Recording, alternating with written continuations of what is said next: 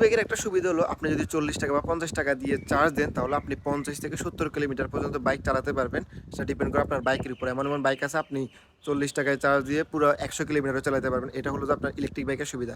তখন অনেকের কোয়েশ্চেন থাকতে পারে যে তাহলে কি আমরা কি সব জায়গায় কি এরকম চার্জিং পোর্ট কি পাবো? নরমালি আপনি যদি ইউনিভার্সিটি বা মেট্রো স্টেশন থাকেন সব জায়গায় এরকম আপনি ইলেকট্রিক বাইক চার্জ দেওয়ার জন্য অনেক স্টেশন পেয়ে যাবেন। এছাড়াও আপনি যদি দূরে কোথাও যান তাহলে চায়নার আপনার মোস্ট অফ দ্য এরিয়াতে আপনি চার্জিং পোর্ট পাবেন।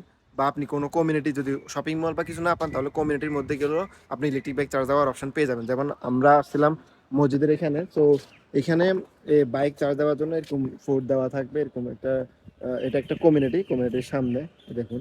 তো এগুলো হলো বাইক ফোর্ট চার্জ দেওয়ার জন্য। তো এখানে 1 নাম্বার লেখা আছে। আপনি এখানে তারটা লাগানোর পর এই জায়গায় একটা দেখতেছেন মেশিন।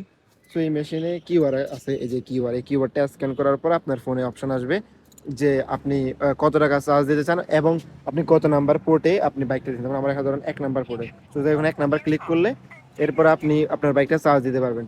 সো এখানে যেরকম ইলেকট্রিক বাইক কনভেনিয়েন্ট ওইরকম আপনি চার্জিং পোর্টও সব জায়গায় পেয়ে যাবেন। চার্জিং স্টেশনটা অনেক কনভেনিয়েন্ট।